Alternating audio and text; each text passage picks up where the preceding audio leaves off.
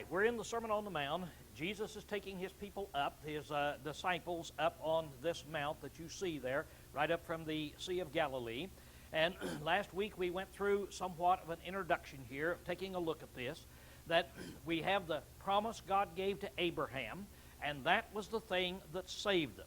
Now, the law of Moses was given in addition to that promise some 430 years later, and it was given then to guide the Jews unto Christ, to keep them from going astray.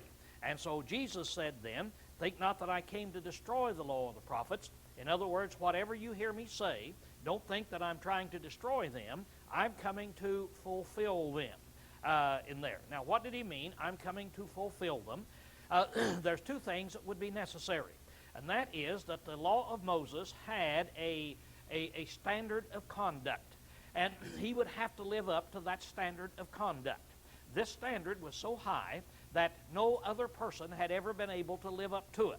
So Jesus came, he lived up to it, and he was perfect. Then on the other hand, the law of Moses had many types, had those types and shadows, and so he came to fulfill all of those types and all of those shadows then. So he said, I came to fulfill them, not only the law of Moses, but all the prophets. Now, the prophets had prophesied about Christ, where he'd be born, the kind of life he would live. They prophesied about his kingdom. So he said, now that is my purpose to come, is to fulfill the law and then do all of this. As you go through, you find that this is the way that people really found Jesus. One man came and said, we found him, of whom Moses and the law and the prophets wrote, Jesus of Nazareth. In other words, we've taken the law of Moses, we've compared that to Jesus. This is him. The Apostle Paul said, as he was preaching, he said, I don't preach anything in here other than this. He said, I'm persuading them concerning Jesus, both from the law of Moses and from the prophets, showing how Jesus fulfilled all of these things. Jesus himself said, all things must need to be fulfilled which are written in the law of Moses and the prophets and the Psalms there. So Jesus here on the Sermon on the Mount then is here saying, now I'm getting ready to teach you something. I'm not going to destroy the law, but we're going to fulfill the law then. Now, as we take a look here at this to set the stage where we got down to last week, I want you to notice now in chapter 5 that he gets down to, excuse me, he gets down here to verse 20. He said, for I say unto you, that except your righteousness shall exceed the righteousness of the scribes and the Pharisees, you shall in no wise enter into the kingdom of heaven.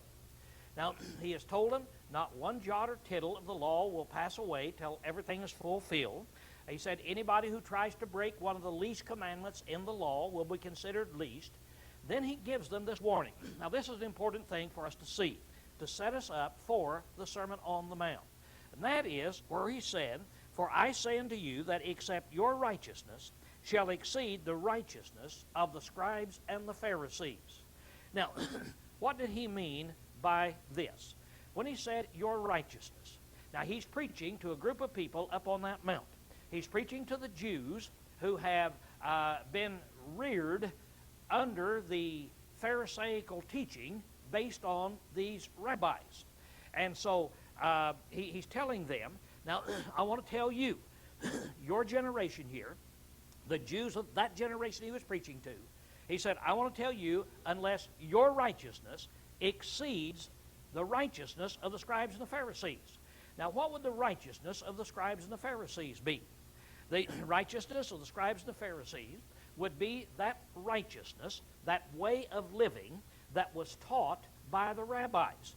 Now, we spent quite a lot of time talking about this, how the Moses gave the law, the rabbis took the law, they added to it, and said, now here's what Moses means. And for instance, the one thing that impresses me is the Sabbath day. Moses said, remember the Sabbath and keep it holy. And the Jews then have made 1,600 laws to tell them what they have to do in order to keep it holy. So now, when they added to this and started making these man-made laws, these rabbis did, if we scoot on over to Matthew the 15th chapter, you remember what Jesus is going to tell them over there? He said they accused him of breaking the law, the tradition of their elders when he ate with unwashed hands. And what did he tell them? When you keep the tradition of the elders, what do you do to the law of God? You nullify, you break it. You can't keep them both. Now, these people were keeping that Pharisaical law there, and they thought that they were really righteous. They were so proud of their righteousness. But Jesus is telling them, now I want to tell you that your righteousness has to exceed the righteousness of those scribes and Pharisees there that they get by obeying these rabbinical laws that have been set up then. So now, here's the comparison. That your righteousness has to exceed their righteousness. Unless you do something, unless you become better people than the scribes and the Pharisees are, you're not even going to get into the kingdom of heaven. Is what he's telling them. Now, all the way through Matthew, Mark, Luke, and John, the whole basis of the life of Christ is really built around those Pharisees and Sadducees fighting him, trying to destroy him. And so he's telling them, now, you're going to have to learn there is a better way than that. So unless your righteousness exceeds theirs, you cannot get into that kingdom. Now, that kingdom hadn't been established yet, had it? See, he hadn't died yet. He's going to die. When he dies on the cross, with his blood, he will purchase the church or the kingdom. But he's preparing them and saying, unless you do this, you can't even get in over there. Now, what Jesus is going to be doing is that he's going to be telling them, you have to go back and keep that law of Moses. Notice up here he says in verse, let's start in verse 18 now. Back up. For verily I say unto you, until heaven and earth pass away, one jot or one tittle shall in no wise pass away from the law, till all things be accomplished. Whosoever therefore shall break one of these least commandments, and shall teach men so, shall be called least in the kingdom of heaven. And whosoever shall do and teach them, he shall be called great in the kingdom of heaven. So now, Jesus is telling them, I want you to understand, you have an obligation to be more righteous than these scribes and Pharisees that are using the rabbis as their teaching. That you are to go to the law of Moses, and if anybody breaks even the least law in the law of Moses, he'll be called the least in the kingdom. But if you are meticulous and you keep all of them, you'll be called great in the kingdom of heaven. So Jesus is calling their attention now to the comparison of the teaching of the scribes and the Pharisees at that time based upon rabbinical law to the law of Moses that's there. Now, we've already seen this. He's already said, happy or contented or blessed is the person who does all of these things, for theirs is the kingdom of heaven. He's setting them up and showing them. Now, you people who want to get in the kingdom, when I set up my kingdom, now he doesn't describe when he's going to set it up. Even when he ascended up into heaven, remember the apostles on that day in Acts 1 said, Lord, will you at this time restore the kingdom to Israel? So he didn't tell them. But what he's telling them here is that this is the life you have to live. You have to become this kind of person. And if you're not, you can't even get into that kingdom. So the Sermon on the Mount is teaching them how to do these things. So what he's saying is now is, when the kingdom comes, these people with this qualification that's keeping these laws, these are the people that have been baptized by John under repentance. They're just going to move into the kingdom. Now, when they're moved into the kingdom, I don't want to leave a wrong impression, because what are they going to have to do? The Holy Spirit is going to come down from heaven in the book of Acts in chapter 2, and the people are going to say, men and brethren, what shall we do? And what does he say? Does he say, oh, you don't have to do anything, you'll just be transported over into the kingdom? No, he said, repent and be baptized, every one of you. See? So he told them what to do. But now, when you have people like this who have changed their mind, changed their attitude, when they hear what Peter said in Acts 2, what are they going to do? See? Those are the people that are going to go in there. So he's preparing them now for that kingdom in there. So Jesus is comparing the righteousness of the scribes and Pharisees under the teaching of the rabbis then down here to the righteousness of the disciples of Christ under the law of Moses, telling them you must keep that law that's in there. So now, over here we have Christ, and Christ lived a perfect sinless life by obeying the law of Moses and doing what he taught in the Sermon on the Mount. When Jesus was teaching them on the Sermon on the Mount, they were sitting out there, and he's telling them, now here's what you need to do. Do you suppose he was doing the same thing? Or was he breaking these laws? See, he's telling them, here's what you need to do. Here's the kind of life that he was living, and he's telling them, here's what you need to do. Now, when we come over here into the kingdom of God, and we're over here, we really have one. We really have one goal in mind over here, and that is to be like Christ. That's what it's all about. That's last night we were studying the 2 Corinthians letter in chapter 3, and Paul brought this out. And he said it's really just like this, that if there were a mirror over there, and I walk over and I look in that mirror, I ought to be able to see my reflections, only I won't be seeing my reflections as I look in there. I ought to be seeing Christ. Because I need to transform my life so that I will be like Christ. And so that's our goal. So as we study these things, well, keep in mind that even though he's telling those people, here's what you have to do to be in the kingdom, these are things that we're going to have to do in order to be pleasing to Jesus Christ, in order to be like him. So it'll explain a lot of things for us. Now, he compares the life they were living under the teaching of the rabbis to the life they must live in order to get into his kingdom. That's where we start our lesson really tonight. And that is with verse 21. So let's notice now what he said. Ye have heard that it was said to them of old time, thou shalt not kill, and whosoever shall kill shall be in danger of the judgment. But I say unto you that every one who is angry with his brother shall be in danger of the judgment. And whosoever shall say to his brother, Raca, shall be in danger of the council. And whosoever shall say, thou fool, shall be in danger of the hell of fire. So now Jesus is going to take their doctrines, which they have polluted, and he's going to tell them, here now is what you need to do. So let's look at it in this way. Here we have the Sermon on the Mount. And when he said, you have heard it said to them of old. Now these people of old are these old rabbis that we're talking about in here, see. Thou shalt not kill, and whosoever shall kill shall be in danger of the judgment. Now, this word judgment right here is not talking about the judgment at the end of time. It's talking about the judgment seat that they had under the old law that's explained in Deuteronomy 16:18. This was what would be known as the lower court, the lowest court. Now, they have another court that is the Supreme Court. So we would have then, like our courts today, we would have a federal court. And then if the federal court can't get the thing all straightened out, then you take it to the Supreme Court. But now, this judgment would be their federal court. And so Moses sets it up. God tells him how to set it up. So they had this court that's back there. So he said in there, said, you've heard it said that you shouldn't kill. Now this is what the rabbis taught. You shouldn't kill.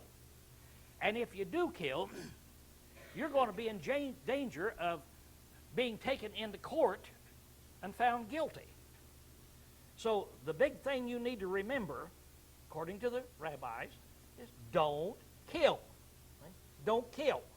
Now, is there anything wrong with that law, don't kill? It's a good law, isn't it? He's not making fun of it. I'm not making fun of it. But what Jesus is going to say is this.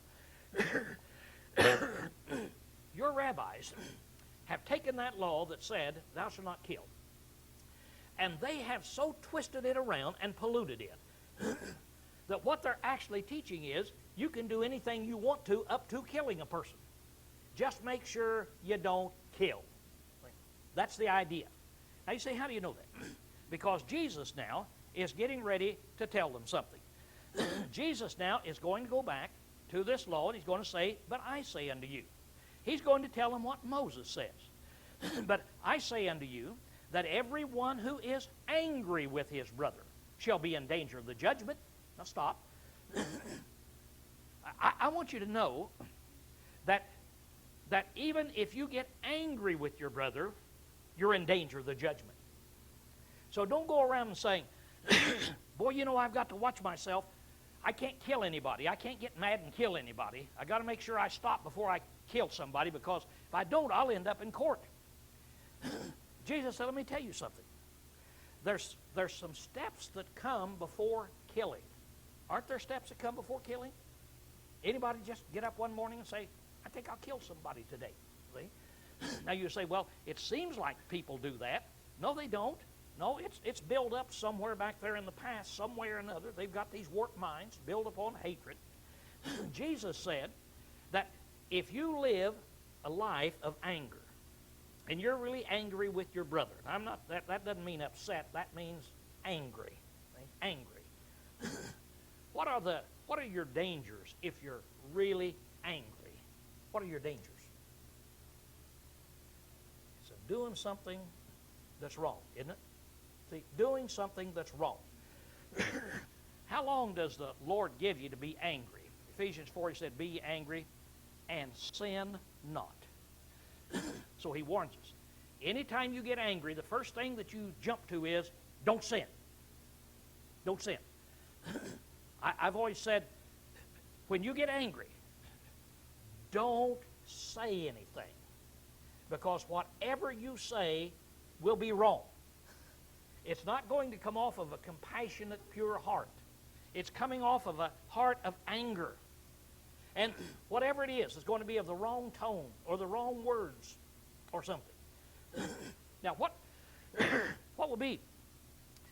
What can happen here? I'm driving down the road. The guy cuts me off. Gets me angry. I'm not talking about upset. I'm not talking about, I say, boy, that guy, man, he cut me off right there. He shouldn't have done it. I'm talking about that fool, that man, I could, boy. And I mean, the blood's rushing to my head. Am I in any danger? I sure am, aren't I? I'm in danger now of pulling him over and getting out and coming up, and I'm going to teach him a lesson. All I'm going to do is just bawl him out. I say, you stupid idiot, you, what do you think you're doing? Now, wouldn't be so bad if he said, I'm sorry, Mr. Williams. Well, you ought to be. Get back in the car and go on. But what's the danger of that?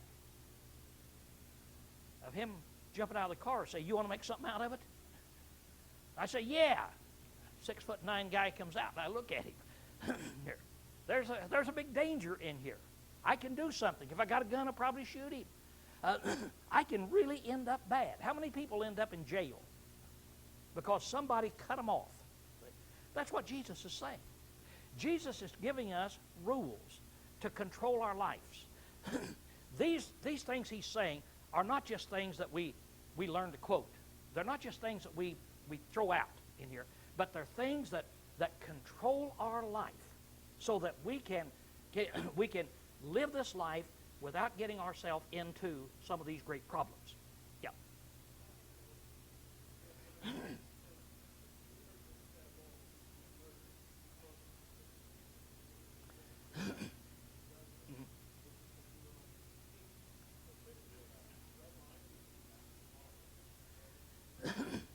No. No, I know what you're talking about. Moses said, thou shalt not kill, which is the sixth commandment. But these people are polluting it. These people are saying, that's where you need to stop. Don't kill. What Jesus is saying is, I'm telling you that where you're in danger of the judgment, you're even in danger of the judgment before you get to that killing. So bring yourself under control. See? Thou shalt not kill encompasses all the steps that lead up to it. See? That encompasses all the steps that lead up to it. That's what Jesus is saying. We'll see it right here in just a minute as he continues to progress in here about the hatred and the anger. that you have. Now, here's what the Jews were doing. The Jews would take the law of Moses, thou shalt not kill. And a little while, thou shalt not commit adultery.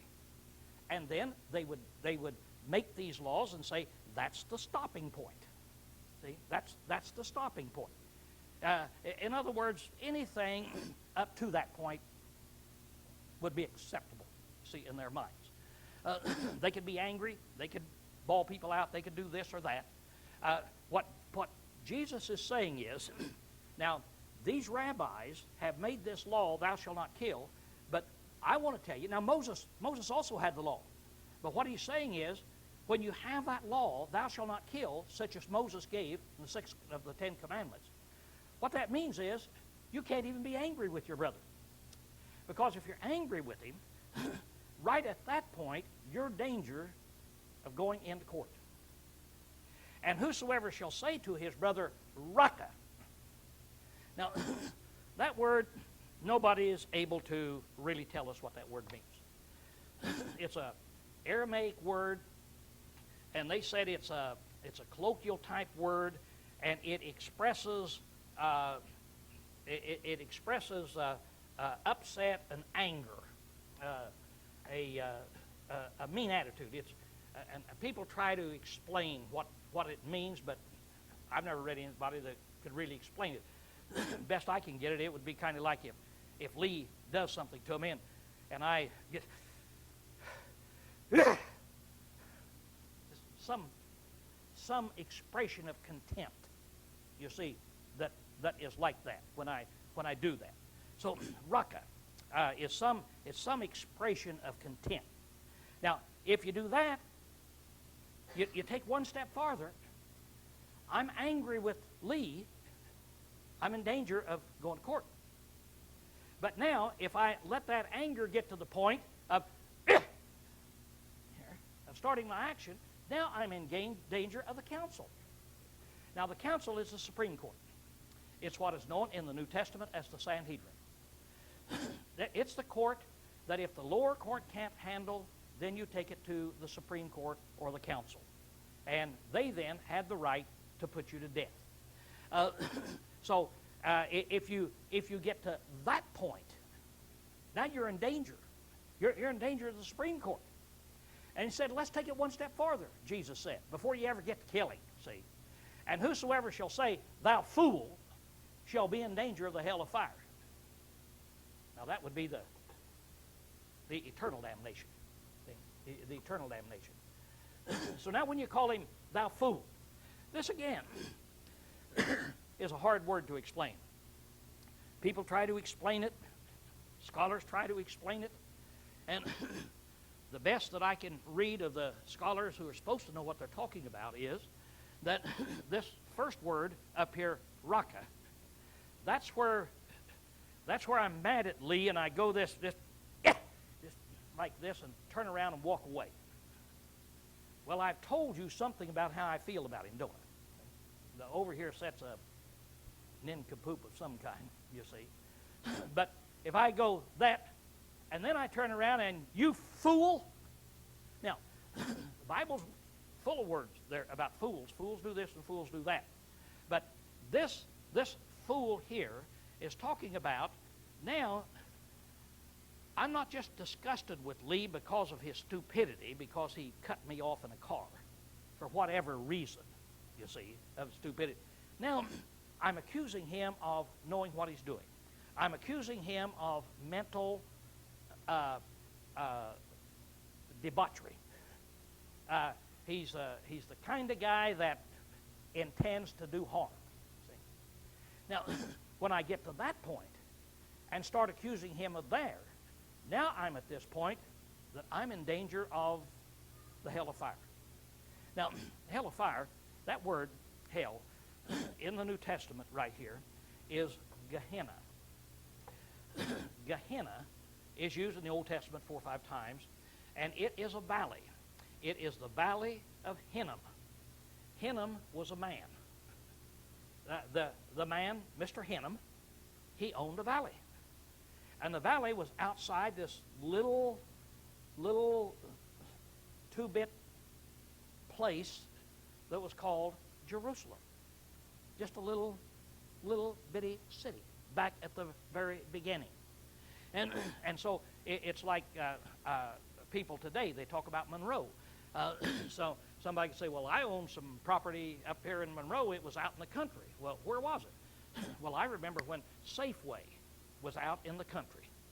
I remember that. I remember one day going to see Helen. I said, you can't believe what I saw today. You can't believe it. There's a sign way out of Monroe. They're out of Monroe. And there's a sign up there, a big piece of plywood, and it says Safeway coming soon. Why would Safeway want to build out in the country? That happened. Well, that's what Hinnom was when he owned the property. Now then, Hinnom is in Jerusalem. I mean, it's a valley that goes down through there. The Valley of Hinnom, the best we can get is it has two explanations, and one could be right, but I'm not able to find any real proof of this. Some people say that it's where they burned the garbage and kept a constant fire going, and that may be right. I can't find anybody that can really say that they know that is true. But we do know from the Old Testament, in the Valley of Hinnom, this is where the heathens, before Jerusalem became a Jewish city, this is where the heathens built up their big idol, Moloch. And he was a great big idol that was hollowed out, and they put fire in the middle of him down here, built him in. He was a furnace. He had his arms up and his mouth open, and they would offer children and human sacrifices to him, tie them up, put them up there on his hands, and let them roll down into his mouth, down into this fire. And so this was a repulsive, and so it became known to the Jews as just the most repulsive thing you could be. And so Jesus uses this to show us about the eternal damnation. So when he says hell, he's trying to show them that particular part there. It's like when he tries to show us heaven, it talks about streets of gold. Well, I doubt that there's any gold in heaven. The streets made out of gold. It'd be a whole lot nicer than gold there. But he builds it up, pearls and gold and all of these things. So what he's trying to say is, look, you guys are running around here, and here is your righteousness. Here's the righteousness of the scribes and the Pharisees. I want to tell you how good I am. Now listen to me. I want to show you. I'm a Pharisee. I don't kill people. What do you think about that? What do you think about that? That's my righteousness. Jesus is saying there's more to it. You go back to the very motive. I'm telling you, when he gave that law included anger. It included expressions of contempt. It included charging a man with debauchery. There's more to it than just that. So he says, what's that? Then he goes ahead to the next one right here. And, oh, by the way, right here, I put up here John 3:15. In John 3:15, there John said, if you hate your brother, you are a murderer. Hate your brother, you are a murderer. I want to ask you, is that true or false? I mean, it's in the Bible, but I'm asking you, is it true or false? What is the definition of murder? It's what? It's killing. It's intentional killing of a human being. That's what murder is. What's hate? Hate is where you have this disposition of attitude of detesting another person. Hate and murder are not the same. Which one do you do first? Do you start hating first or murdering first? Hatred always comes first, doesn't it? John, that's the reason John said, if you hate your brother, you're a murderer. Because what he's saying is, that's the beginning of the act of murder. See? That's the beginning of the act of murder. So don't take it lightly. Don't take it lightly of taking human life or destroying somebody. When hatred enters into your mind, then that culminates in murder. That's the thing that he's talking about. that is in here. And that's the thing that Jesus is talking about.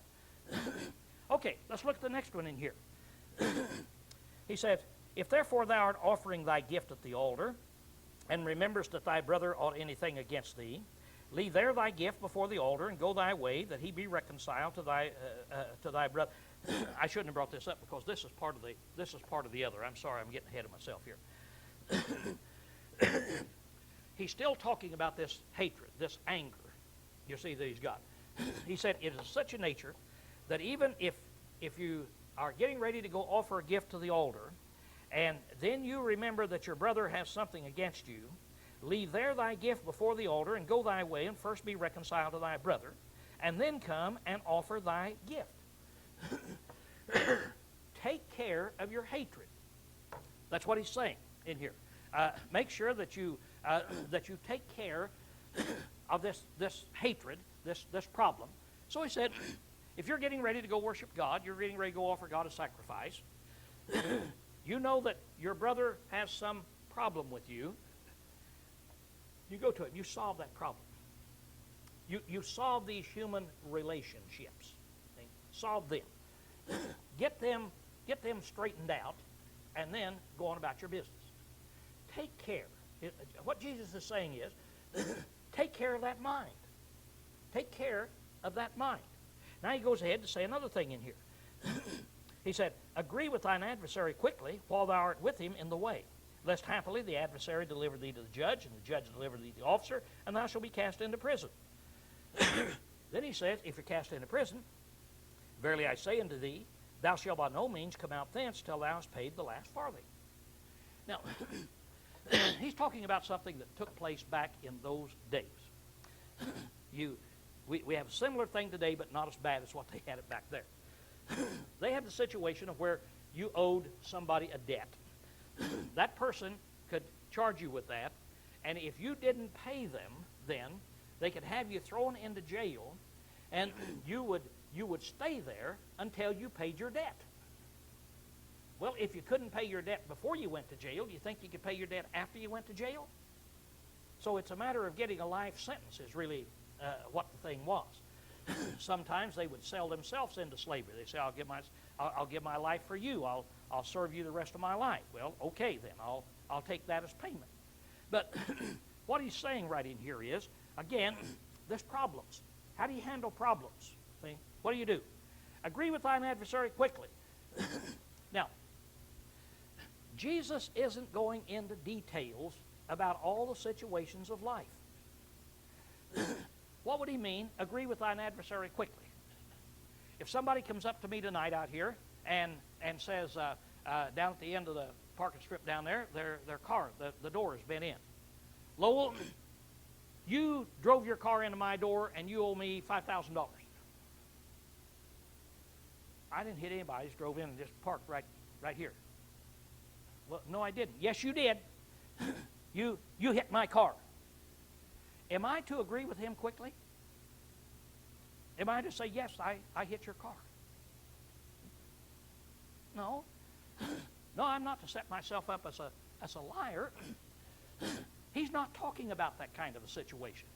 He's talking about situations of where you're guilty, of where you've done something, and your adversary comes to you and charges you with it.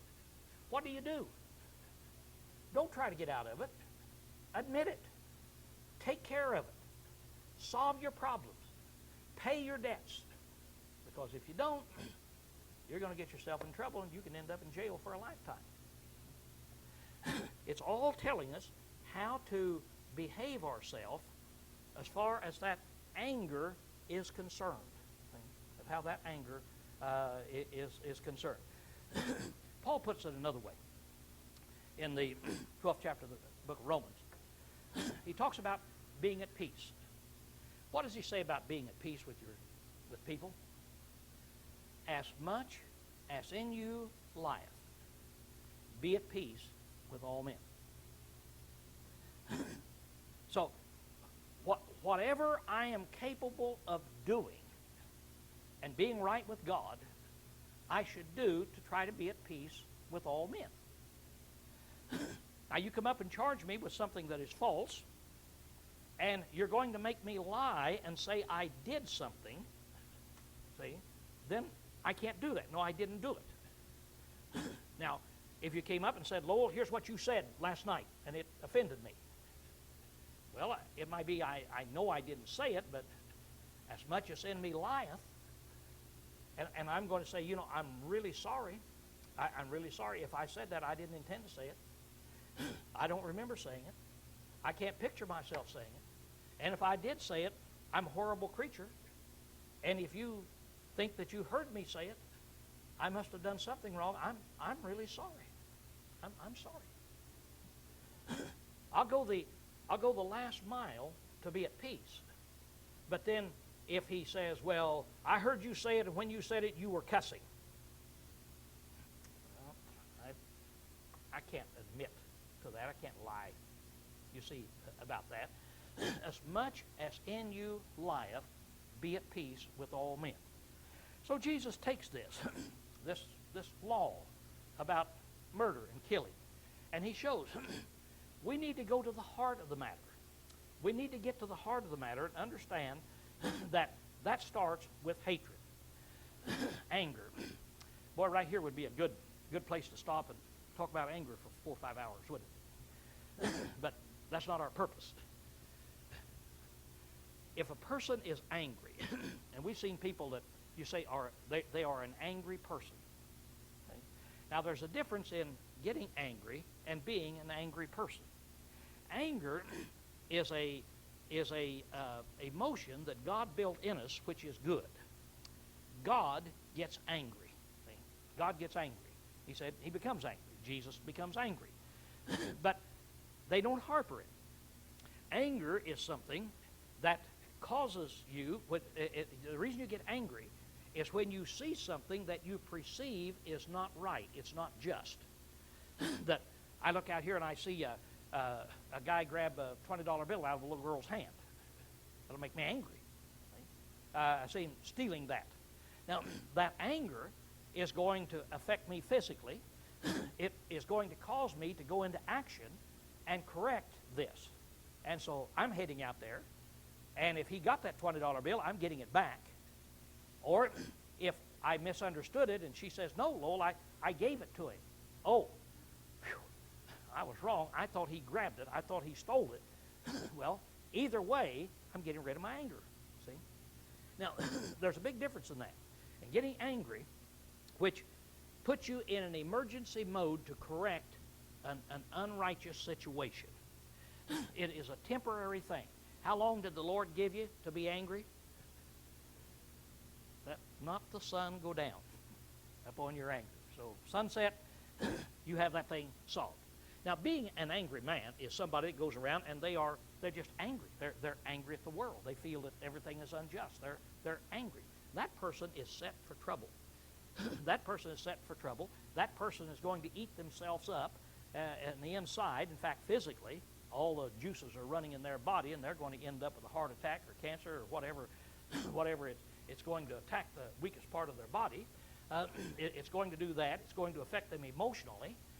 It's going to affect them in every way, and they're in danger of ending up going to hell because of this anger. So anger is a big thing. I like to compare it to an overdrive in a car. All of us have an overdrive in a car. You're driving along this, and if you'll hit that floorboard, you ever notice when you hit the floorboard, all of a sudden something happens, and your car, you can take it down like this, and it just kind of just goes a little faster. But when you get right down to the floorboard, about the last half inch, and you hit that, it goes, zing! And the way it goes, that's called an overdrive. That shifts your transmission into a different set of gears and causes you to just immediately go, ring! Now, is an overdrive good or bad in a car? Wonderful thing, isn't it? It's put in there for a purpose. It's put in there so that if I'm driving down the road, I start to pass a car, and I look up, and there's another car. But what am I going to do? I hit my overdrive, and it'll save our life. Overdrive is great. But now let's suppose I'm driving to Wenatchee, and I do that. I hit that overdrive. I said, boy, I could really make some time going to Wenatchee. And so I slam her down and head to Wenatchee and overdrive. What's going to happen about the time I hit the top of the pass? My transmission is going to blow every way. It's not designed to drive in overdrive. That's the way with anger. Anger is designed to last you for a few seconds, a few minutes, to solve a problem, but not to live by. And this is what Jesus is telling us that we shouldn't do here. Now, let's look at the next one, and I think these things will become more clear as we go along. Now, you've heard it said, thou shalt not commit adultery. Well, Moses said that. But what these Jews were saying, you can do whatever you want to do up to the act of committing adultery. Just make sure you don't commit adultery. Now, Jesus is telling them that I say unto you, I'm going to tell you now what God's plan is. And by the way, who gave the law of Moses? Who authored the law of Moses? Did Jesus have anything to do with it? Was Jesus deity when the law of Moses was given? He was, wasn't he? He knows what that law is for. He knows that when he gave a law, when God gave that law, he and God, he knows when that law was given. Here's what it was given for. And he's going to explain it. Now, I'm saying unto you that everyone looketh on a woman to lust after her hath committed adultery with her already in his heart. So he said, I'm telling you that this includes even the looking and the lusting. If you look upon a woman to lust after, you've committed adultery with her. If I stop right there, is that true or false? Is lusting after a woman and adultery the same thing? Is murder and hating the same thing? But when you hate your brother, what path are you starting out on, see? It's murder. And when you lust after a woman, you, in your heart, in your mind, you've already committed the act. What Jesus is saying is, we've got to purify our mind. It's not just committing the act, but it's purifying the mind so that the act doesn't even take place in our mind. That's the thing that we have to understand. So you can't look at her with lust in your heart. Moses said, "Thou shalt not covet your neighbor's wife." That's the thing that he's talking about in here as we look at it. I want to compare this lusting after a woman with lusting after money. Especially so oftentimes young men. They live a life of guilt. Because going down the street and they see a pretty girl and they say, wow, she's a pretty girl. Now, when they say, wow, she's a pretty girl, they're noticing she's a woman, aren't they? They're noticing she's a girl. They're noticing she's of the opposite sex. They're noticing that she has the body that is very satisfying. That's a very satisfying body. That's a great body. That body would give me pleasure. And anybody that says, oh, no, you don't ever think about that when you see the opposite sex, well, you say that, you're a liar, whether you're a man or a woman. Doesn't make any difference. When a woman looks at a man, why, he doesn't say don't lust, because women don't go to that point that men do. Men are stimulated by sight. But still, you notice that there is a man, a good-looking man. See, now we say, well, where is the dividing line? Okay, I like to use it with money. Suppose I go up to the bank tomorrow, and I'm going to cash a check, and the teller comes out there and she says, "Okay, Mr. Williams," said, "just a minute," and she has a stack of $10,000 bills. I don't know whether there's that many, whether they make a 10,000, do they? I've never been able to see one. Haven't had any. Here's a whole stack of them. Here's $100,000.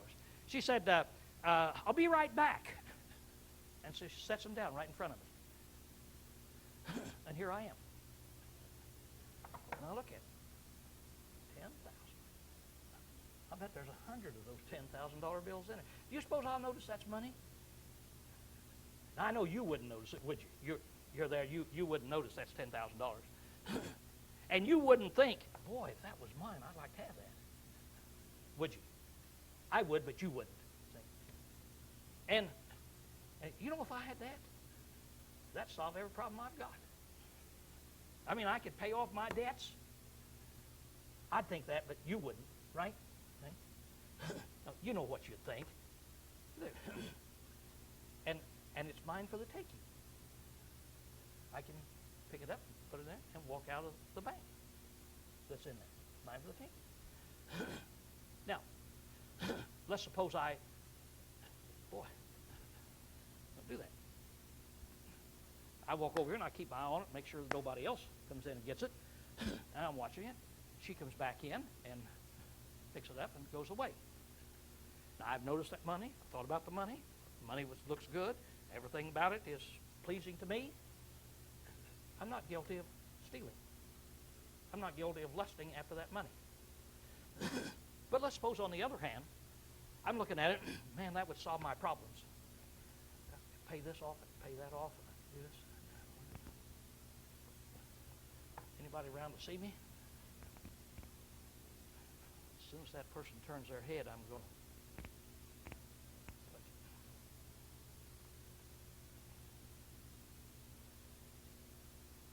About that time, she walks back in and says, "Okay, Mr. Williams, I can't get the money now." Did I steal the money? I didn't steal the money. But in my heart, did I steal the money? Yeah, I'm a thief. I stole the money. I was lusting after the money. I had that strong desire to get the money. I wanted to get the money. I would have gotten the money if I could get the money. And that's what it's talking about. Of seeing a beautiful woman. And, wow, how pretty she is. I would really like to have her. I think I'll just start up a conversation, talk with her a little bit. Ask her here, you happily married? Hoping she'll say no. In here. And she said, oh, yes, I just got married 3 days ago. Oh, man. Go away. I'm not going to be able to. What have I done? See? Now, I'm not telling you I have to even go ask her like this. I'm just saying there's a big difference is all I'm wanting to say in here. So the fact that you look at the opposite sex, you're attracted to the opposite sex, you think the opposite sex is beautiful and so forth, that is not the lust. Jesus in here is taking these things that Moses has given and he's saying, now here is the meaning behind the whole thing. We've got to go to the mind. We've got to go to the heart. We've got to empty that out. It's not just a matter of living an outward righteousness. This is what Pharisees were doing. Outwardly, they were righteous. When we get over to the 23rd chapter of Matthew, what does he say? Inwardly, they were. Outwardly, you guys are just righteous. You can be. Inwardly, you remember what he said they were? You're like a graveyard. You're like digging into a grave, and there's that decayed corpse. That's what you people are like on the inside. This is what Jesus is trying to do with these people. To get them to see that we have to change our heart, have to change our mind to be the kind of people that God would have us to be. That's where we'll be stopping.